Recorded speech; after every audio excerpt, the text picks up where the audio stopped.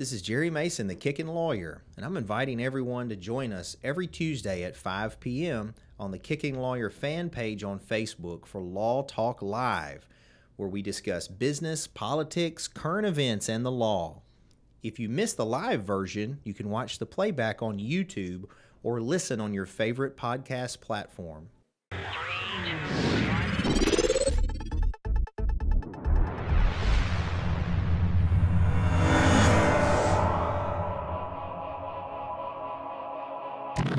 Jerry Mason, Kickin Lawyer, live for another Law Talk today. I hope everyone is doing well. As always, don't forget to like, follow, subscribe to the content. YouTube, Facebook, InstaStank. We're on Twitter too, but I don't ever use Twitter. Spotify, all that. Please like, follow, share. We're on TikTok, of course. There's a new video I was trying to get uploaded today. Probably have to get Josh to do it, about going to the Superman celebration. It was a lot of fun. If you have not already, download Inside My Head by N.A. the band. They're a local band. Got a couple of my kids in it now. That's not why I'm promoting them. They're actually good. So if you guys get a chance, check them out. And excited that our guest today, Michelle Allen, is your local Crye-Leike realtor. And if you're buying, selling, renting, leasing real estate, or if you just want to have a nice conversation, just visit Michelle Allen. High Octane Martial Arts in Covington has been there since '93 for 30 years. Just visit masonsmartialarts.com. Just relocated to a new, bigger location. Check us out. We're glad to teach you to kick people in the face. It's a lot of fun. The Cellar Restaurant and Prohibition Bar is located off Square in Covington. We're doing trivia tonight. We have Wine Down Wednesdays, Whiskey Up Wednesdays, Ladies Night on Thursdays, music Friday, Saturdays. A lot of fun. Just come see us at the Cellar in Covington. And then Masonite Digital Marketing. Josh, we're glad to help you with your online brand presence, social media, email, whatever. He'll help you out at masonitemarketing.com. And then joining me today, I forgot. You got to add that on the little list here, Josh. The Covington Comic-Con is returning August 12th and 13th. Just visit covingtoncomiccon.com, and we'll be glad to get you set up with tickets, vendor information, etc. It's going to be a lot of fun. I like surprising you with that last one. Yeah. I thought I had it memorized, but I forgot. Anyway, my guest today is the beautiful, talented, intelligent Miss Michelle Allen. How are you, Miss Michelle Allen? Good. Good to see you. Good to see you. So I thank you again for being a longtime sponsor of our show and just all-around genuine Kickin Lawyer supporter. I appreciate that. Of course. Happy to support. Always try to support my fellow business owners. Cool. And then tonight you're the sponsor for trivia. I am. Yeah. And you brought presents. I did. So let's see. Yeah, I already opened mine. I'm not used to getting presents, but that's very nice of you. It looks like a weapon. That's what Josh said. I was kind of excited if maybe it was a weapon. Let's see. Oh, that is a weapon. Cool. It's a knife, a Cutco knife. I know nothing about them other than it says sharp. Oh, it's got your stuff on it. It has my name on it. That's nice. So, you know what So that's I told like her, a cleaver. Yeah, so what I told her is I said, that's a bad thing if that's used in like a crime scene and it's got her name on the weapon, you know? Well, you give enough of them out, maybe it's a defense. Yeah. Well, and surely I wouldn't put my name on it and use it myself. Well, maybe that's a good defense. Maybe you do. Where'd you get these done? Cutco. So they do these as promotional stuff, or They do. You can buy Cutco knives directly, or they do a lot of them as promos with you can have your logos put on them. I didn't know that. I've never seen it. That's cool. I can Thank hook you you very up much. and have a guy. You know, I actually do use knives. You know, I don't. And these are good knives. They're not cheapos. Oh, I can tell. It's very nice. I mean, even the packaging and stuff is nice. Well, that's cool. I didn't even know that was an option to do. Now you've stepped up your game on your sponsor and sponsorship stuff, So promotional you stuff. gave Jerry an idea. Now he's going to have Kickin Lawyer knives. Now we're gonna do Kickin Lawyer swords. Yeah. Oh, there Maybe you we go. can do Cutco swords. I have 2 more knives coming tonight for trivia. 2 of my prizes tonight. Sweet. Those are nice. Yeah, those would be good prizes. Are you gonna come play trivia tonight? I'm coming. I don't know that I'll play. I think I'm going to just visit and enjoy the atmosphere. You know, I love coming and just being there. Sure. I call it my cheers, where everybody knows my name. Yes. Well, I definitely do. I love when you come, and you got a nice group of folks that come with you. I do. I have 2 tables worth of folks coming. Nice. Well, that means we're going to have a pretty big trivia night. I know there's a table coming. They're coming from, part of them are Jackson and part of them are Memphis, but they're coming sort of in honor of Aaron. And so they're going to be there. So that's going to be an extra team. So we may end up with quite a few teams tonight. It's mystery themed. Okay, somebody asked me, what does that mean? Does that mean it's a mystery, or is it about mysteries? No, exactly. So I had somebody ask me the same thing, and when I had put it on the agenda, I remember thinking, I didn't really think much about it, to be honest. I was like, mysteries. And so I intended it to be like about mystery stuff, just mystery shows, mystery like books. Alfred Hitchcock. Yeah, it's that kind of stuff, right? And but then I thought, I was like, it could be about, it's just a mystery what it is. So I had some people message me, because these people get serious, like they like do research on it. Oh yeah. And anyway, I was like, they were asking me what it was, and I was like, well, it's a mystery. I guess you'll see. So we still don't know. I know. I've already done the questions. All the questions are I heard done. it was rigged. No, it's not rigged. Josh and I've been chatting. Yeah, I was going to say that Aaron, who unfortunately is no longer with us, was a genius. He legitimately is a genius. And I think a lot of people didn't understand, because he doesn't fit the typical appearance of what you would think of as a genius. But the team that he's on is always going to win. Like that team and it just happened to be the team he was on, my son also played on, because they're kind of all family, right? Right. And so they sit over at the table beside the bar. Yes. And as an example though, so again, unfortunately Aaron's not with us anymore. Last week that team came in last. Oh. So it's Josh's team too, right? Yeah, that's what I was saying. Yeah, he was telling me about that. It was the reason why it's an example of why it's not rigged. Yeah. Because my team came in last and I was the one running trivia. So if it was rigged, I would have just given them make the sure answer. your team won. Yeah, it's not rigged, but it is what it is. Yeah, the night I played, my team did not even come close to placing. But we had a good time. We played Well, on that's the 80s key. night. The most important thing is just to have fun doing it. We had a good time. Yeah. And good food. And some of those people take it so seriously, though.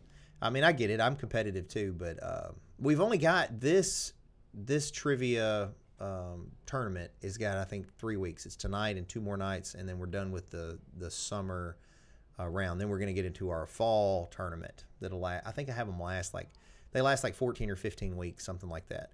But I mean, obviously, you can come and win just tonight. So some of the prizes you have, people will win tonight.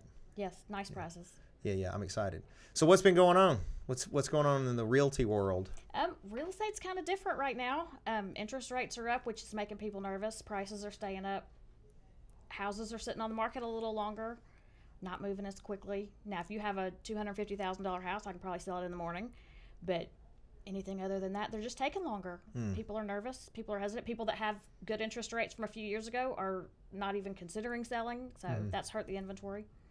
So the higher end homes, there's less of. The higher end, I wouldn't say less of, they're just not selling as quickly. So they're on the market. They're on the market. They're taking longer to sell. Oh, okay. Because people are wanting to pull the trigger on more higher debt, I guess. People who a year ago maybe qualified for a 450, 475 house when the interest rates went up, now they're down in the low threes. So they can't they're not qualifying for as much. I got you. So I have more buyers at the lower prices and fewer homes. What's like, in some of these questions I was going to ask, you may or may not know, and that's fine. What's kind of the average cost for a single family household in Tipton County? What would be like an average house's cost? Right now, probably $250 to $300. So that's about average. And what is that, like 2-3 bedrooms, something like that? Most 3 bedroom, 2 bath is most common. Okay.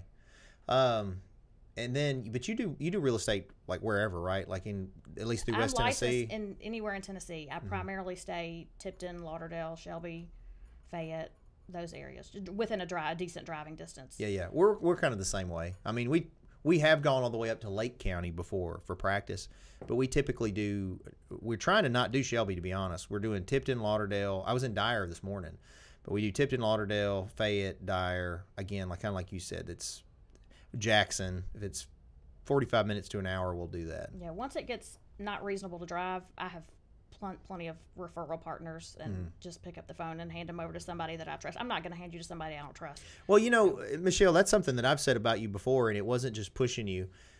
You and I think, are similar in that if a client calls, if we legitimately can't help them, we want to get them help. So I want them to trust that I can get them to somebody competent to assist them. And I think you do the same thing. Right. Yeah, and so an example of that with commercial work, I do primarily residential.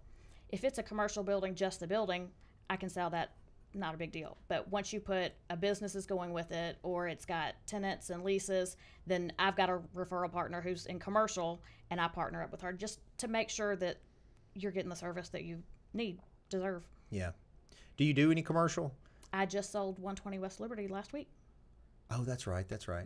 The well, I was going to ask you because one thing I'm interested in eventually, I don't know how soon eventually is, but is like apartment complexes and stuff. Are any of those available around here? I know people are throwing up. I have not stuff. seen any recently. The last one I saw was Oaklawn Heights, and that was a couple years ago that one sold, but I haven't seen any So others. no duplexes, no. I looked recently. I've looked a couple times for some duplexes, multifamilies, and I haven't seen any. The last time I saw some, they were in pretty bad shape, in shambles. I've got an investor who looks at a lot of those things, and he has said, that's too much work. I mean, the floors are falling through, no roof, in pretty bad shape. So I kind of keep an eye on those things because I do have a handful of investors who are interested in that, but since the market has shifted so much and not many investors are giving, rents are so high, why would you sell?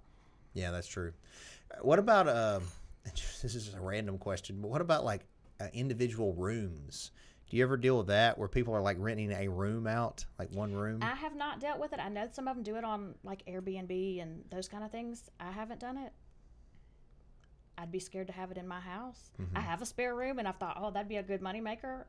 But then I think, oh, here's somebody coming and staying in my house with me. But people do it. I see them advertised on social media that a room for rent. I got real lucky. The house that we're in was at the time not too expensive. It was probably still more money than I should have spent at the time based on my income on a home. But I needed a big house because I had so many kids, and I always had the goal they all have their own room and they've room to play. And it was big enough. It had the 4 bedrooms, a playroom. There's just like this little book nook area. I mean, it's pretty big. Well, now all but one of my children are, well, actually that's not true because Jade is technically on the front end. So what I did is I made like the front part of the house an apartment. And so my daughter and her boyfriend live in that front part of the house. That's their like apartment. And we don't have any, it's not like secure in any way other than it's part of the house, but like we don't go over there and they don't bother us. But I've thought about maybe eventually converting that to like an actual apartment because it could function as such. It just doesn't have a kitchen. It's basically a bedroom, a living room, and a bathroom is what's up there. You could put a little kitchenette in there. Yeah. Well, I don't know. My point was, it's just at this point, it's almost too much house for us. You know, once Jude is out of the house, Jade, I think that they're looking at. I'm sure marriage is coming soon. They put the cart before the horse, maybe, but you know. Anyway, they I know eventually are going to want to get their own place, and if they do that, I mean, that's a lot of house. You know. I'm right there with you. We've got a huge, and I think when the last one leaves, can I just chop the top of this house off? Yeah. Well, maybe I just let my animals live in each room of the house. Well, there you go. Because we got a pig, you know. The well, pig every is. time I try to reclaim a room, somebody moves back home. Yeah. So you have to watch out for that. They start coming back. Well, that's true. And they bring extras. I was going to say, and bringing more. I'm waiting on that to happen soon. Yeah, I've had that happen a couple of times. Well, that's kind of a blessing, though. I wouldn't. We joke about it, but I'm sure there are times when you like that. Oh, yeah. Yeah. Because right now, all of my grandkids live out of state, which I think should be illegal. Yeah. So. I forget that you're that old that you have grandkids. I am Not that old. you're. I mean, I'm technically old enough too, but what's it like being a grandmother? I love it. I love it. And I'm so thankful for FaceTime. When I was having my kids, we lived out of state. My family was here. My kids didn't know my parents. They saw them twice a year, and it was 10 cents a minute to call home. So they didn't know my parents. Well, now we have FaceTime, and my little 4-year-old grandson calls me almost every day and sets the phone up and builds blocks. So I get to sit and talk to him. So I'm so thankful for that. But it's great because I can have them for a little bit, and then they can go home. Yeah. Because I'm not young. I can't keep up with them. I can handle them for a day or two, and then I'm exhausted. Well, you're younger than some folks, though. I You're am you're younger at than least some. you're at least young enough that you can still enjoy them and play with them. You know. Yes. And But when get I'm ready to around. go to bed, I'm ready to go to bed. I understand. Yeah, well, I have this theory, and I haven't gotten to exercise it yet because I don't have grandkids that I know of yet. And it's this: I think a lot of times when you're a parent, you know, in your 20s or 30s or whenever you're blessed with being a parent. And for me, at least, my experience was I didn't even know who I was yet. So I'm a parent, and I'm trying to figure out being an adult and a parent. And I still had, like, at the time, I know there was just so many things I did that were arguably childish or immature, but it's really, I was just young. And so you're trying to figure all that out. And, not to say that being a parent at that time is a burden, but you don't understand the gift it is a lot of times. When you're in the heat of it and they're screaming and they're crying or they need you all the time and you're just wanting to go to the bathroom alone, Right. It's so stressful. And worrying about putting food on the table. And all keeping the lights on, all paying those bills, things. working, all these things, keeping your partner happy, all these different things. And so then now that I'm at a position in my life where my children are all basically grown, they don't need me, which I think means I did a good job. But you want them to need you, especially someone like me that my whole adult life I've been a daddy. I've been a daddy Right. longer than I wasn't a daddy. 18 years old, I was a daddy. Whether it was good or bad, I had to figure it out. So what I was going to say is I feel like that part of why grandparents have a unique love or special relationship with their grandchildren is maybe they don't take for granted that being needed, Right. that they want to be there. And maybe you, I don't know, you just take advantage of it and appreciate it more as a grandparent. Oh, yeah. I definitely struggle with the being needed because Mm-hmm. our youngest are not far apart. My youngest is 16.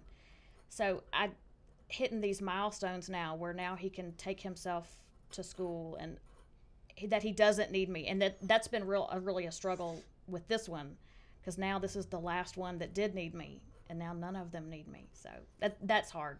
Yeah. That's But hard. so you're dealing with what I've kind of been dealing with the last year or two, but I just wonder if it's any easier on you since you do have the grandchildren as an option. Because like right now, all my kids, Jude's 18. He'll be a senior, but he's still 18. And that kid does whatever. Like he's what we call a free range child. I have one of those. Yeah, I'll have to text him, and I check his location a lot of times because he won't respond. He's doing whatever. Does he kids are turn the doing. location off so you can't find him? Mine does that. He did, but we've got a rule now. He knows not to do that. He got into some trouble over Yep, that. mine So did as too. long as I can check his location, we're fine. And I mean, he's technically an adult. Technical is, I don't know if that's even right, to be honest, at 18 that they're grown. Right. But I don't have the distraction of grandkids that still need me. So I guess it's the empty nest thing. So my wife and I Madeline and I both are kind of like, what do we do now? You have We to figure spend out who time you are together. again. Yeah, Right. yeah. Yeah. You're no longer, I mean, even though you're still a parent, you're not that full-time parent all the time. So you do have to figure out, what do I like to do? Mm-hmm. And what's the dynamic with you and your spouse, Because for so long, she came in with a ready-made family.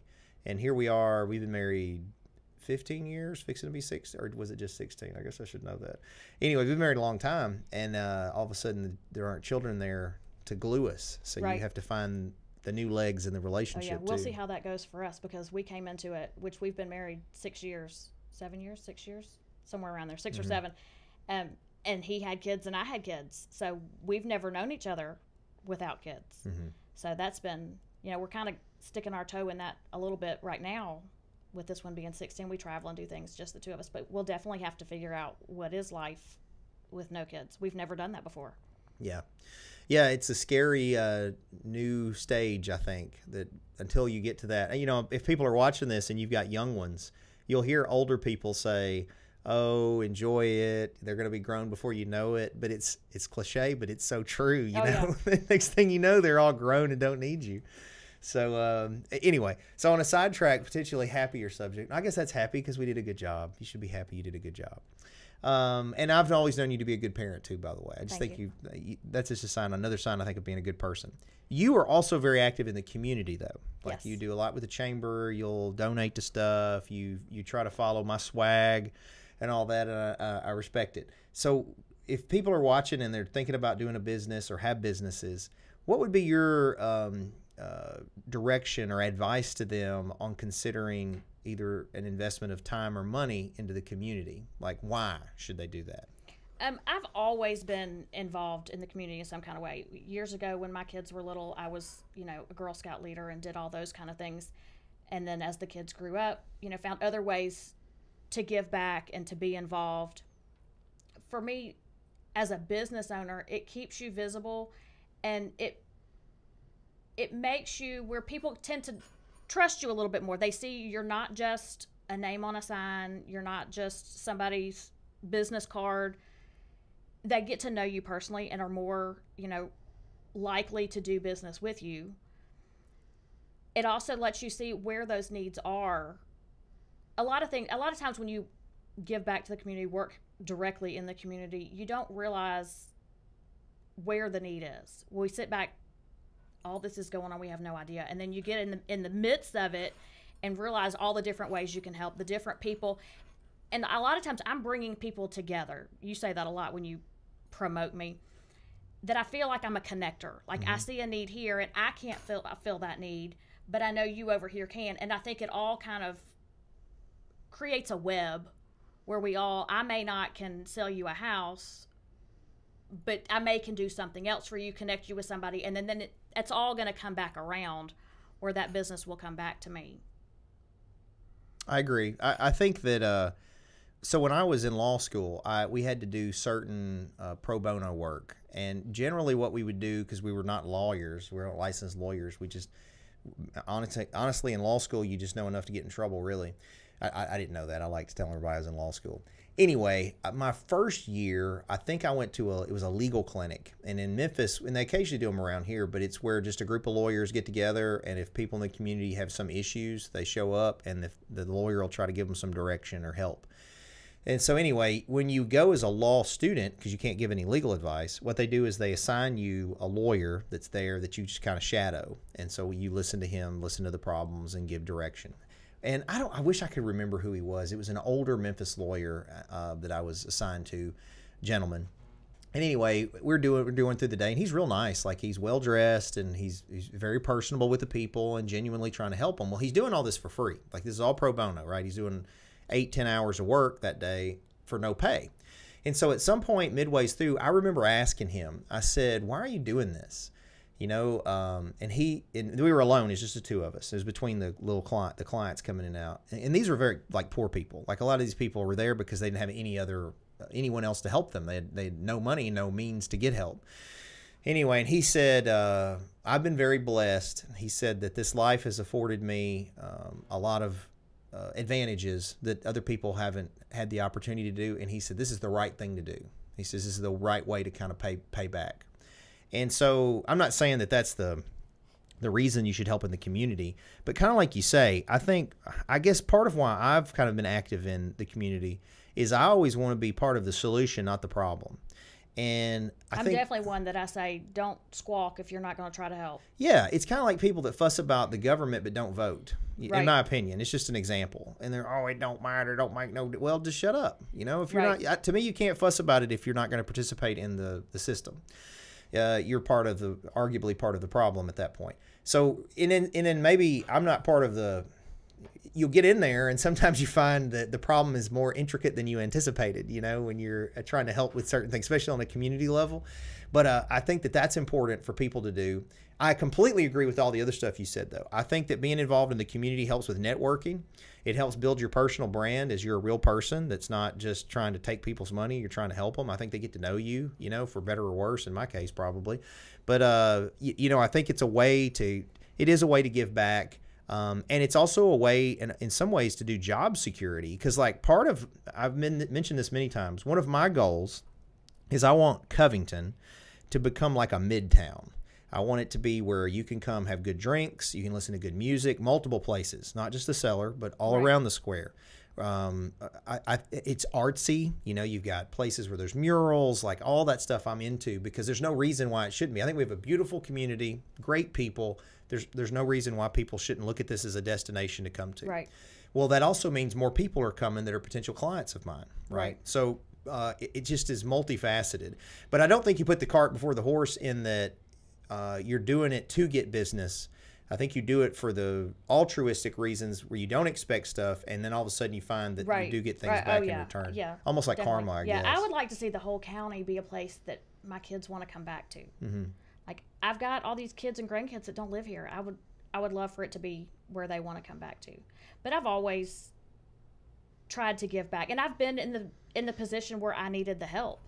You know, a couple of years ago, my husband was not my current husband. He was so sick and he died, and you know, the community came together and put us on the angel tree and brought us food boxes. So I've been on the other side of the need. Mm-hmm. And so I've always tried to, because I never was able to write a check and pay that back to those people, I've always tried to pay that forward to others who needed it. Yeah. Yeah, so if you're watching and you have an interest in helping in the community, you don't have to have money to do it. You obviously can. If you don't want to give time, we always say you can do your, you can give time, you can tithe, or you can talent. You have talent where you teach or offer some skill, right? And so those are 3 ways that you can always benefit your community. And it doesn't have to be, you can obviously do it in your church, but you can, the Chamber of Commerce has a volunteer wing of it. You can help with stuff. They also need volunteers for events. You've got CEDC, you've got the Ruffin. There's multiple nonprofits. Well, I'm going to plug mine if you're going to plug yours. Yeah, please plug them all. Junior Auxiliary. Yeah, I Junior do that Auxiliary. With Madeline. We were just talking about Junior Auxiliary. Yes. So, and you may have heard me say this before. Okay. Before Madeline was in Junior Auxiliary, right? That was before me. Okay. Because she was already in when I got in. Well, before she was in it, I didn't really know what it was. Okay. And my perception was it was a bunch of Southern, well-to-do women gossiping about this, that, and the other. I'm just telling you what I thought. I would say probably the Southern and the women is probably right. Well, let me finish. My point was, that's what I thought it was, right? So then Madeline gets in. I forget who sponsored her in or how it all worked, but she gets in, and then she gets to doing the work they do. And I helped in some ways because they would sometimes need help with transporting food or toys and Christmas, all that stuff. And I'll never forget, we went to the first Christmas I helped her, that first year she was in there. These women had managed to get enough money pooled that these kids that were not going to get Christmas otherwise would submit a list, the parents would, a list of what the kids wanted, and the parents thought the kid would get maybe one thing on the list. And Junior Auxiliary had raised enough money that for several of these kids, they got everything on their list. So these kids are in, and they're in very economically depressed areas of the county. And so anyway, what struck me though is I went with her, and we had all the toys and stuff loaded up in the vehicle, and she was going to go without me. Like, it just happened that morning. I can't remember, I wasn't busy or whatever, and I said I'd go help her. But several of the women had gone alone, and these are in some questionable areas, to be honest. And here I am, a former cop, big kicking lawyer guy, and I was nervous, and I was like, these women are going in here at their own risk, potential peril, really. I mean, it's realistic, and serving the community to kids that are, in some ways forgotten by the community. And man, it gives me chills thinking about it, because it was a very selfless thing for them to do, to put a smile on those kids' faces. And several of them live with their grandmothers, with a grandparent. Right. And like one in particular, man, she was so excited. I remember she offered us some lemonade or something, like just so pleased, just ecstatic that this was going to happen for the grandkid. And then you do the meals, like they give, snack packs, like all year these kids get to eat, a lot of times because of Junior Auxiliary. I say all that to say this. I was very impressed by the organization, and I have donated to them, and I'm very supportive of Junior Auxiliary. Other people should be too. It's another example of, let's say you don't want to give your time, but your money is definitely goes to the right place if you help Junior Auxiliary. Yes, it all goes right back to the community. How do they reach out to you guys? You can look us up on Facebook. And it's Junior Auxiliary of Tipton County? Junior Auxiliary of Tipton County, or you can reach out to me. I'd be happy to. We're getting ready to start our next class for new members this year. Fall Frenzy's coming back. Yeah, tell them about that. Fall Frenzy is a great thing. It's a big vendor event. We will host it at Brighton High School.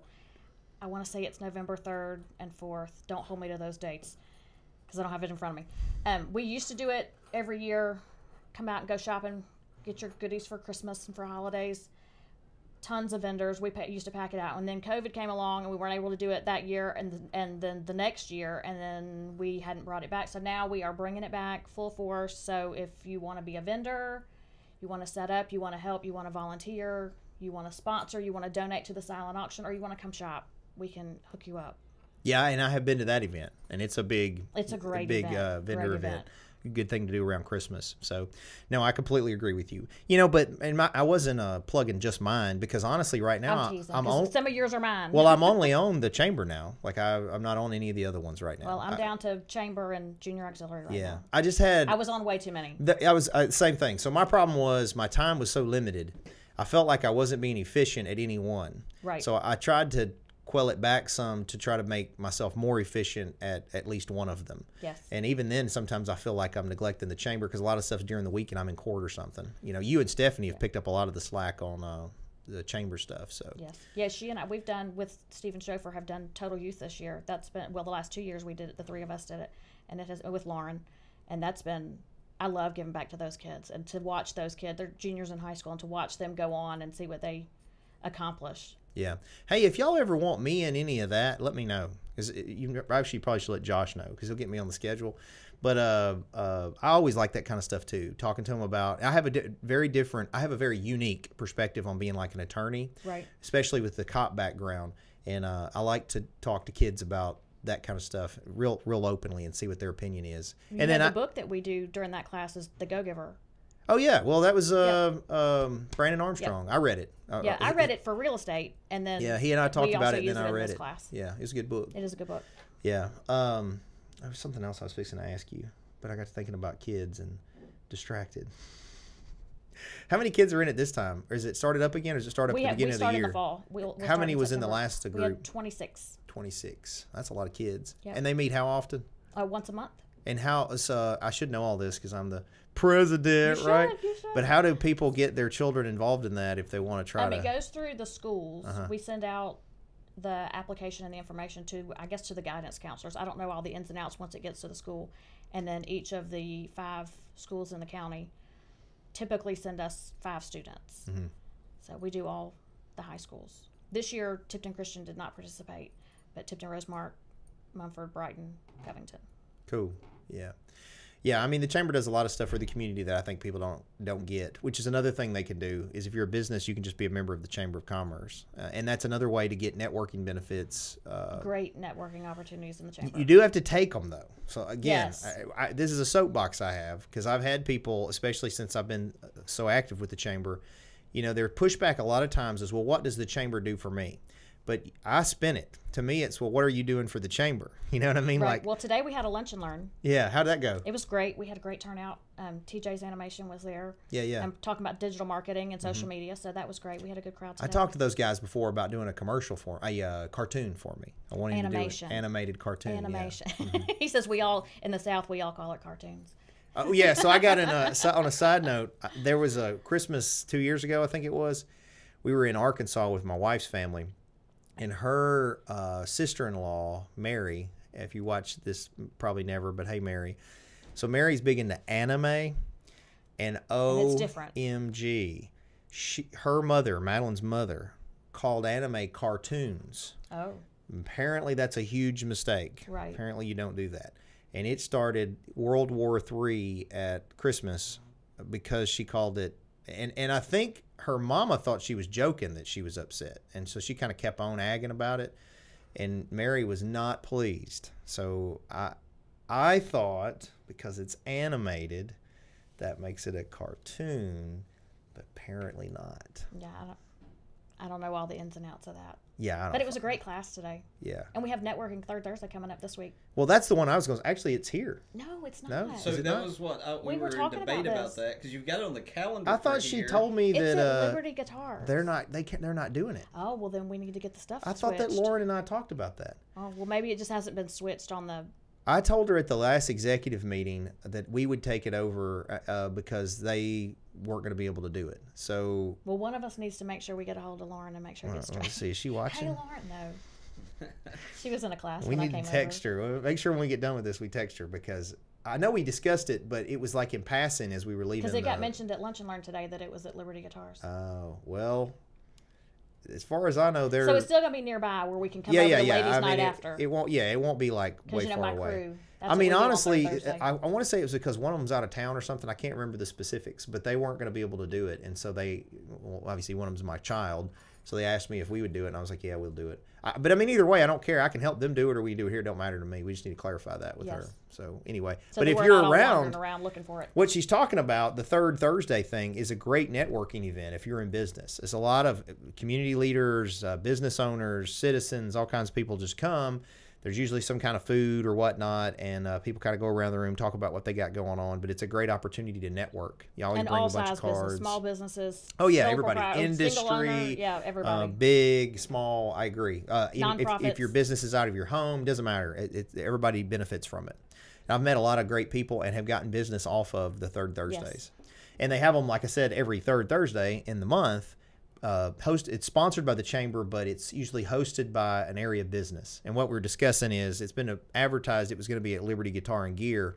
But I think it's going to be here at the law firm potentially. So we'll figure that out. Still walking distance to ladies' night. Yeah. It's still right there by the cellar, so you can still go and visit the cellar after the fact. My crew, we go every third Thursday. Hey, other than going to the cellar, this is another What question. else do I do? No, I was going to ask you. Yeah. What do you do, like, for fun? What is something that you enjoy doing? Well, we have a place at the lake over in Hot Springs.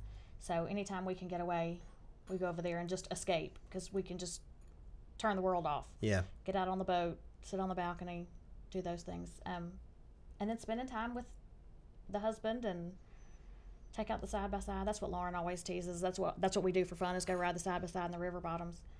But I used to not get that, but now sometimes my wife and I will take my car and put the top down and just ride in it. And sometimes that's nice. We like to go right at sunset. Get out and see the sunset over the river. Yeah. Nice and quiet. Of course, now that the weather's so nice, it's a crowd down there. Finding a place to pull off and park. Oh, you doing some parking down there? Not that kind of parking. That's what I we mean. married and have a house. So we don't have to do that parking anymore. So an inappropriate side story I'll tell you. When I was a cop, we went down.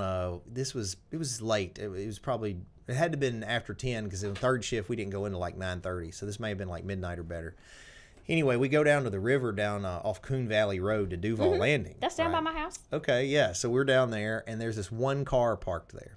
So what we often did is cops, because that was fun, something was going on, right? There's always something going on. Potentially criminal activity. So what we would do is park and then sneak up on the vehicle to catch this criminal activity. Well, often you call it an activity. Debatable if it's criminal or not. I guess it depends on the state. Anyway, so this one particular car we sneak up on, and of course there's a young male and an older female in there. And we knock on the door, and they are scared and jump apart. And of course, then we start questioning them. What are they doing down here? What's up? Well, come to find out, this was her neighbor's son. Now, he was like 18, 19. They were all legal age. I mean, I guess technically. She was like 40-something. She was in her 40s. And they were down there together. And so what was interesting about that interaction was the boy wanted everyone to know. We were like, we're going to call your parents. He was like, okay, I don't care. And the woman was not wanting anybody to know. She didn't want us to call and tell anybody. Anyway, completely not relevant to cougar. Yeah, for real. It's something else. I guess he had a little checklist and he was trying to get that checked off. But yeah, we encounter a lot of that different kind of stuff down there at the river. When you say that, that's what I start thinking about is back as a cop when I would go down to the river. I encountered it at the movie theater a lot when I was an usher back in the day. Interesting. Cougars and young guys, or just generally? Actually, I kicked out more older people for that kind of activity than I did teenagers. That must have been some affairs going on because us old married people, we have a house, we can take care of it there.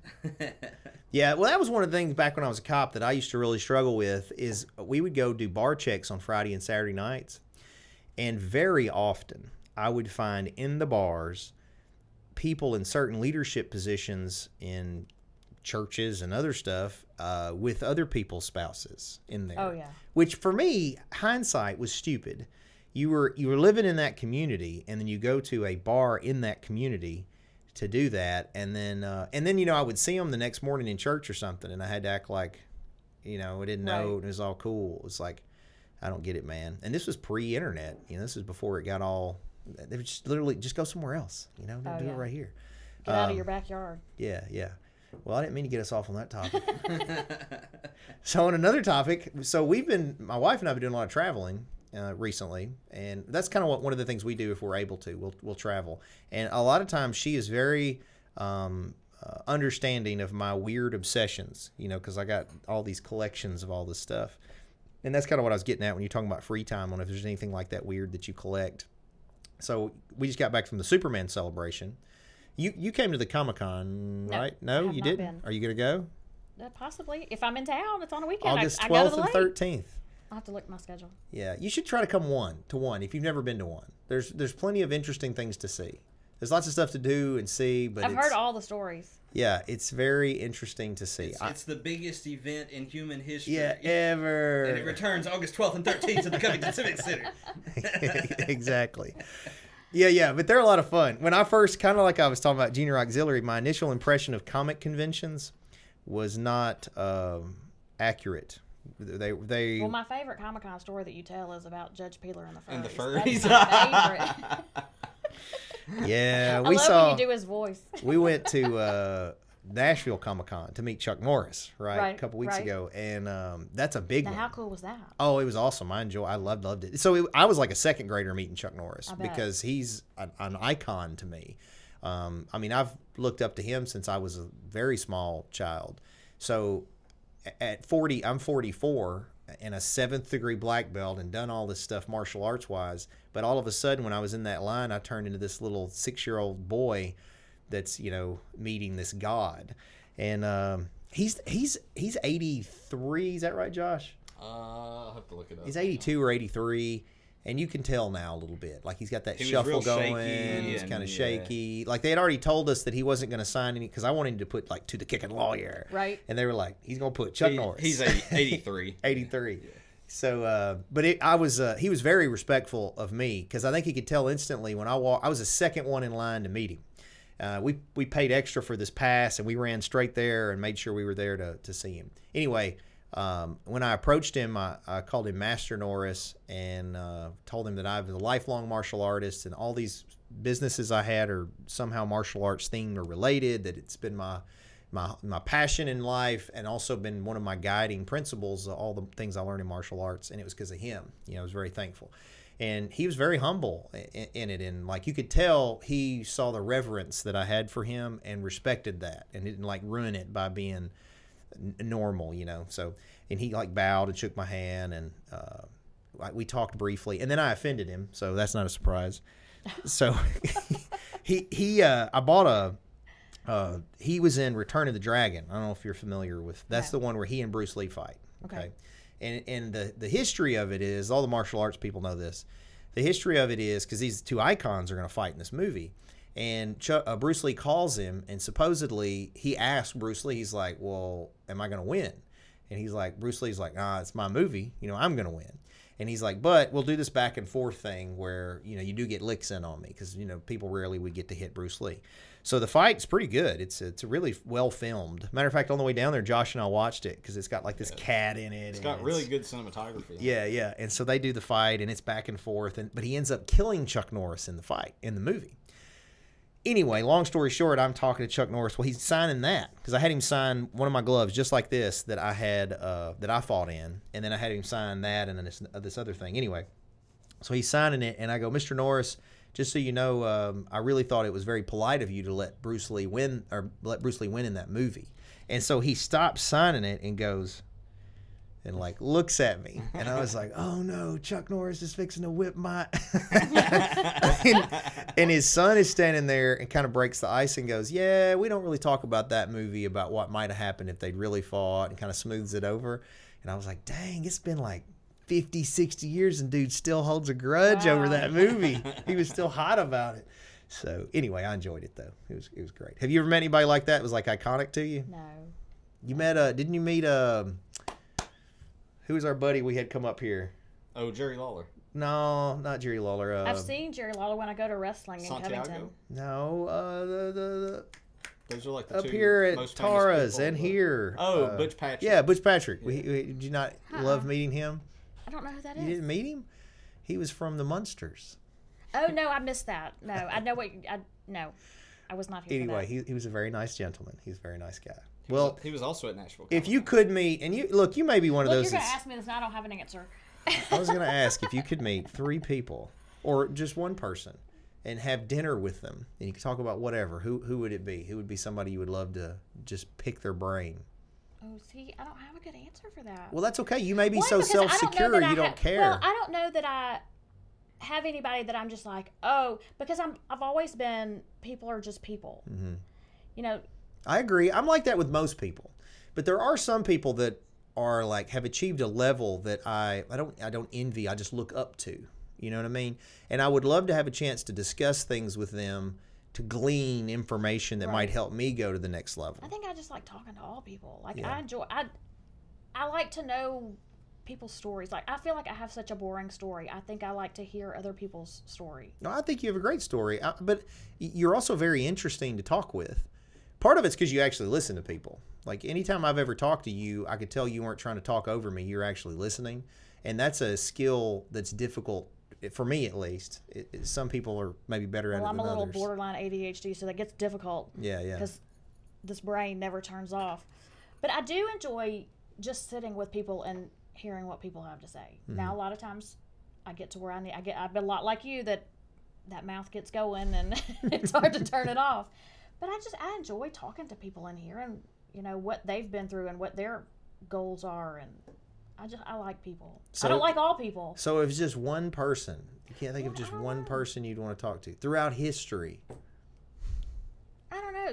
Maybe some of, like, back in some of the struggles, like people like Rosa Parks and some of the women's suffrage, some of those, like, how was it to know that you were up against something so difficult and still keep fighting? Like, how do you not throw the towel in? Do you know the Rosa Parks thing was, so I'm reading a Martin Luther King speech book, and it's got information on the civil rights movement I wasn't aware of. I didn't realize until I read the book, because there's a section that Rosa Parks wrote about Martin Luther King. There were several other people that also sat in the front of the buses.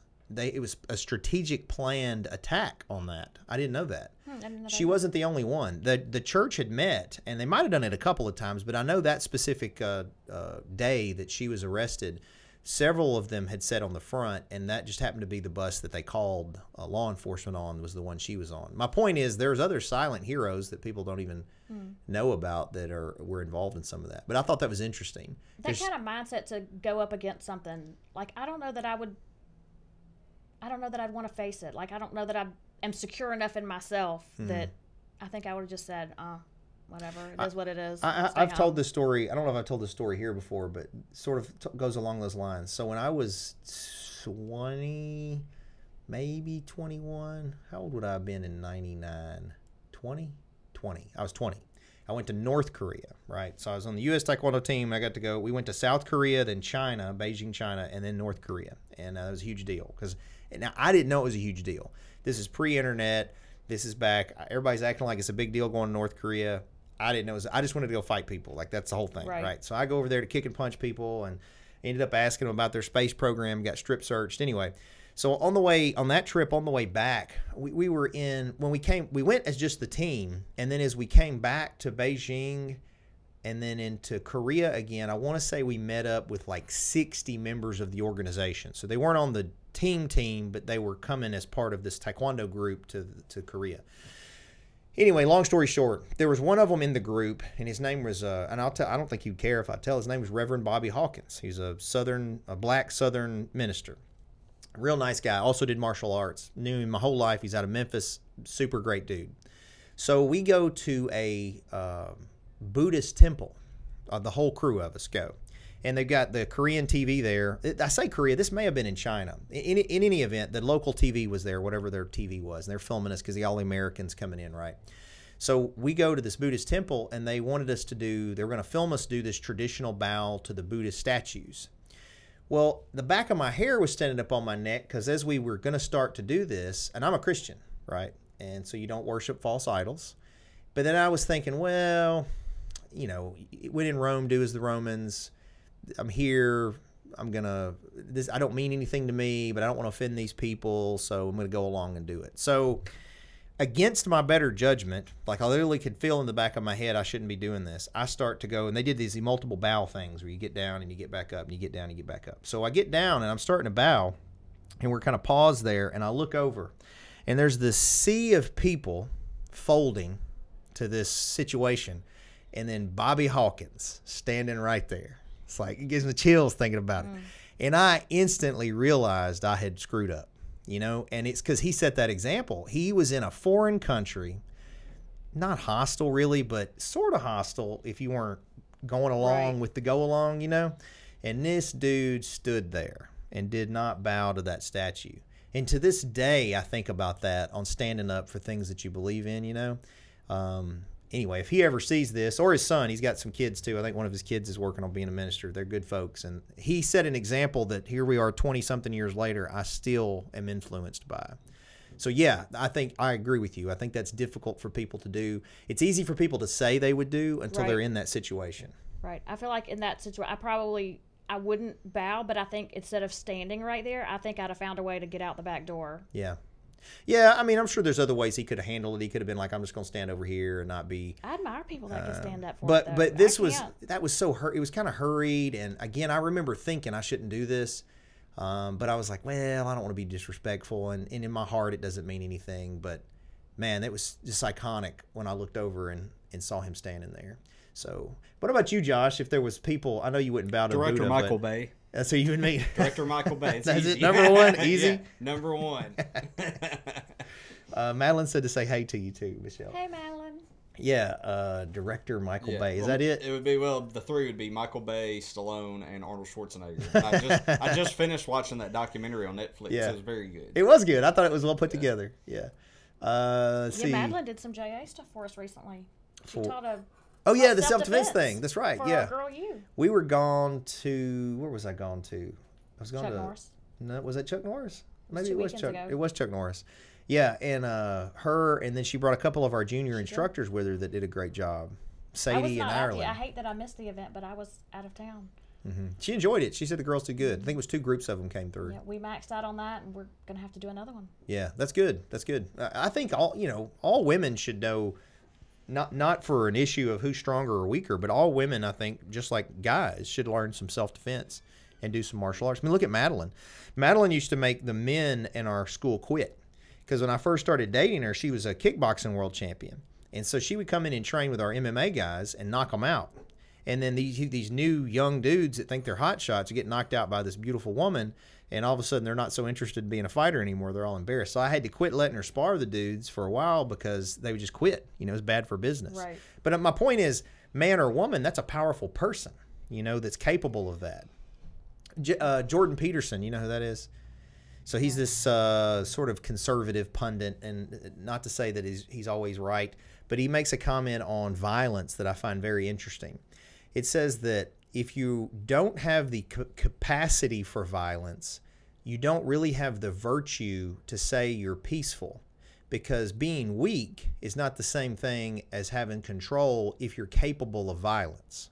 So his point is, we should all be capable of violence. The virtue isn't that we don't act in violence, that we have the capacity to control ourselves. And the lack of that ability is not a virtue. Being weak is not a virtue. It's a controversial thing to say, but I think that's important for everyone. Everybody should be capable of defending themselves. Basically, everybody should be strong. Yeah, essentially. but the virtue comes in that you have the self-control to not act on that all the time when people call you names and talk about Michael Bay movies and stuff. So. I sat in on one of y'all's self-defense classes a couple years ago. I get maybe before COVID, I guess. We did a self-defense class for some of our JA Crown Club girls, and you and Madeline together taught it. I think I do remember that. Yeah. Yeah, I mean, I think it's important. I think it's important to work out and do all that stuff all the time and try to make the most of this gift of life that we have. I definitely want to embrace life and live life, and I've seen some things and been through some things, so definitely makes you not want to waste it. Yeah, yeah. Well, especially I've had a new perspective on it the last couple of months as I lost my dad and then Aaron, and that's difficult. And like as an example, I'll tell you one way it's changed me. I have this bourbon collection, okay, where I've acquired these bourbons from different spots, unique, you can't get anywhere, or like I went to the distilleries and got them anyway, and they're just sitting there. They're sitting on the shelf at the house, and then sometimes I'll look at it and kind of admire the collection. But see, Aaron and I would occasionally share a drink together, right? And he would be here. Like sometimes he'd be waiting in the back, he'd be doing work, and I'd be, because he worked on the Badgers laser company we had in the back area here. So sometimes we were here a lot together when nobody else was. And so then it struck me that I was looking at all that bourbon, and I was like, I'll never be able to share that with Aaron. There's not going to be a special day where I get to open that with him. And so I was like, that's so stupid. It's so stupid of me to hoard this physical thing that I can't take with me. Really serves no other purpose. I'm not going to sell it. Yeah. So I have these ideas now that's kind of in conjunction with the seller to give everyone opportunities to try these bourbons, because there's just no reason for me to. I definitely, with some of the losses I've had, I definitely try to not save things for good. Yeah. If if it's good enough for a special occasion, it's good enough for today. Sure. Sure. So. Now, I don't think I should drink them all every day, but I think that. I was talking about the bourbon after when Mandy and Emily were on, and one of them was talking about Four Roses. And Yeah. I thought, okay, well, I'm going to try. So I went and bought a bottle. Not for me. Really? I couldn't. Now I ended up pouring some Sprite in it and got it on down. Well, but so it was look- not for me. well, look, But maybe I- I'm not a bourbon girl. Well, I will tell you this: not everybody is in the beginning. I wasn't in the I'm a beginning wine either. girl. Well, that's fine. See, wine gives me a headache. You're drinking the wrong wine. Well, that's possible. I'm open to that, right? But I went through phases as an adult on drinking. I went from not drinking at all. Like, I didn't drink at all until maybe 22, something like that. Because I was so focused on my physical performance in martial arts, I refused to do anything that I thought might hinder that ability. So I really did no drugs, no alcohol, nothing. I was 100% focused on my physical skill, right? So anyway, finally in my 20s, I thought I didn't want to do beer because it seemed like everybody did beer. And I don't know if you noticed, but I always do things different. So I was like, I'm going to drink wine because that's sophisticated. So I tried to drink wine, and I tried several different ones. And, some are okay, but I really never liked the wine. And I never drank like some people to get intoxicated. Right. I would drink sort of socially for the experience with someone, or if it tasted good, that kind of thing. So then I went through my 30s. I would occasionally drink a Corona or something, and then I got into cocktails for a little bit because they tasted good. But then I went keto, and a lot of them have sugar. Oh, yeah. So bourbon is keto friendly. Anyway, so I the way I developed the bourbon, because I didn't like bourbon in the beginning, is my buddy Dave. He was here earlier. He and I, after a hard day in court, usually on Thursdays, would sit in my office, and once a week we would try a different bourbon. And it was never a drink the whole bottle and get drunk or any of that. It was trying to savor the time together and see if there were any we like. And all of a sudden I started detecting different notes in these different bourbons. And all of a sudden, initially it was whiskey. And then we both started to realize we both like bourbon better, and then got into the history of it, and then just got consumed by all this. Like everything I do, I just went all in on the bourbon, right? So, now I'm this big bourbon snob. But it wasn't intentional, and I had to develop the taste for it. So maybe that just wasn't the right one for me. yeah, well, maybe tonight even. Maybe I can let you try some that I think would be a little kinder than Four Roses and a little sweeter. My wife's favorite is Jefferson's Ocean. Okay. It's finished in these saltwater barrels and is a sweeter, like caramel taste. That's the one that she likes is bourbons. But the bourbons, you want to get the whole experience. I'm sure it's similar to wine. You want to smell Right. it. It has a smell. Try to pick up what notes you got on the smell. You want to taste it on your palate, and then there's a finish that's always different, and all of them are a little unique. And then I like the history of them, where the distillery was, how old it is, just so many factors that play. How long was it aged? Where was it at in the rick house? Like, just all these factors that play into it that I really get into and like. And I'm sure wine sommeliers are the same way. They're Oh, I'm sure. all about the wines. Yeah. But I'll show you. We have done some wineries. Well, I'll tell you what. Tonight I'll try a wine you recommend, and I'll let you try a bourbon that I recommend, and we'll see. Maybe we'll meet in the middle. I'll have to pull out my wine card. There was one I tried the last time I was in, and I don't remember what it was, and I'd never had it before, and it was really nice. Really? I'll have to look on my card and see what it was. Well, maybe that needs to be my goal. We give these wine cards out, and I don't drink the wine, so maybe I need to try the wine and get my own glass. Maybe. on the wine. Well, Michelle, they all see every week your ad here on how to contact you. But is there any other information that they would need to know to find you? I think it's all right there. I'm on social media. I'm on Facebook. I'm a little tiny bit on Instagram, not so much. I'm old, so I tend to stay on Facebook. I'm around town most of the time. You usually run into me on the street. Yeah, you are. Well, and just like I say when you're not here, I'll say it again that I like to think that you are much like I am. Actually, I know you are, in that if people reach out to you for assistance, you will try to assist them, whether it's something Absolutely. that's actually in your wheelhouse or not. You're very active in the community, and like you said, you can connect people to other people that can give them assistance. And I agree that I think that eventually I comes say a lot of around. times, I know a guy. Yeah. I know a guy. Or gal. Yes. Yeah. Or a guy that identifies as a and gal. if I don't know or- him, I can find them. Yeah, I agree. Cool. Well, thank you guys for watching today. If you're watching this live, join us at the Cellar tonight. We're going to be there. The trivia starts at 6:30. We'll see you, and it's going to be on mystery. It's a mystery as to what the mystery And is. good prizes. Yeah, and the prizes are sponsored by Michelle Allen, Crye-Leike Realtor. So we're excited to have her. Thank you for my gift, too. You're welcome. As you saw, make sure you like, follow, subscribe, all that good stuff. NA the Band's Inside My Head album is available for free wherever you listen to music. Please help those guys out. Download that album. As we have mentioned several times today, if you need anything in the community, if you need a hug, Michelle Allen with Crye-Leike Realtors is ready to help you out. And then for 30 years now, we've been serving the community, creating black belts and champion martial artists, both in the Taekwondo and MMA and kickboxing rings. Just visit masonsmartialarts.com, and we'd be glad to get you set up for some free lessons and see if it's something that you would like to do yourself. We've been talking about the cellar. We'll see you there tonight. It's open 7 days a week at 4 p.m. on. We do have brunch now on Saturdays and Sundays from 10 a.m. to 2 p.m. And we have some Father's Day specials this weekend. Make sure you join us there. And then if you need help with your online brand or digital content, Josh would be glad to help you with some marketing stuff. Just visit masonitemarketing.com.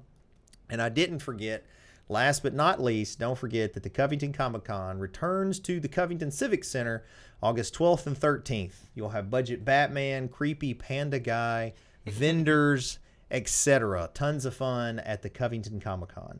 Thank you, as always, for watching us. I hope you guys have a good rest of your week. If you need us, give us a holler.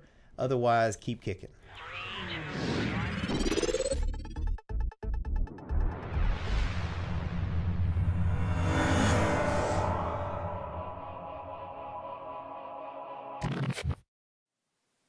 Thanks for watching, guys. Just remember that this is not legal advice or investment advice or business advice. This is for fun and entertainment purposes only.